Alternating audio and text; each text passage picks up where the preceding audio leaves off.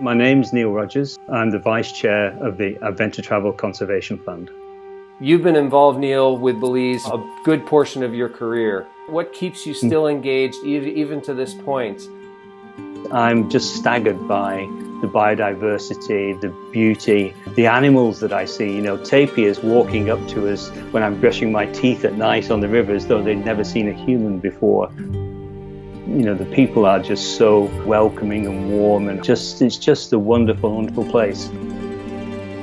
So Neil, take us back to early March when the pandemic hit the country of Belize.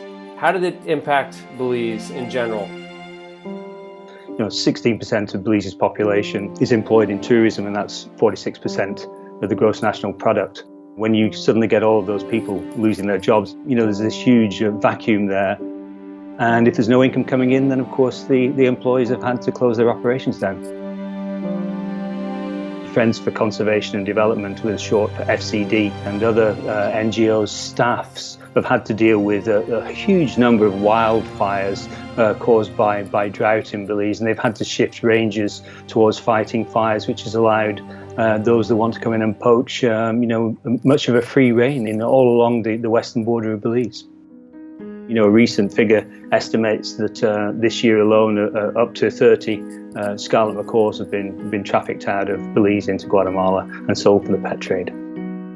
Over the next few months, those scarlet macaw chicks are going to be fledging, and this is the height of the time period. People will be coming over the border from Guatemala to poach those chicks to sell for the pet trade. So, you know, we need people in place, boots on the ground at this moment in time and for the next few months specifically. And if we don't, without a doubt, within the next 20 years, this species will probably be extinct in Belize.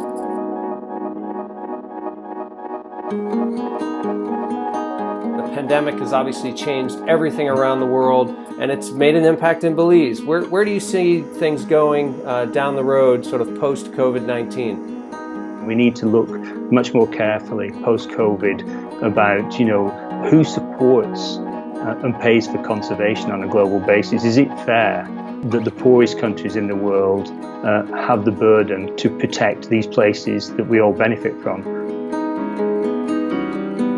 You know, if you're going to go to Belize in the future once it opens, you know, think about off-season. Off-season can be fantastic. Stay longer, stay smaller. Think about these small operators there. The longer you can stay, the slower you travel, the more benefit there's going to be to conservation in Belize.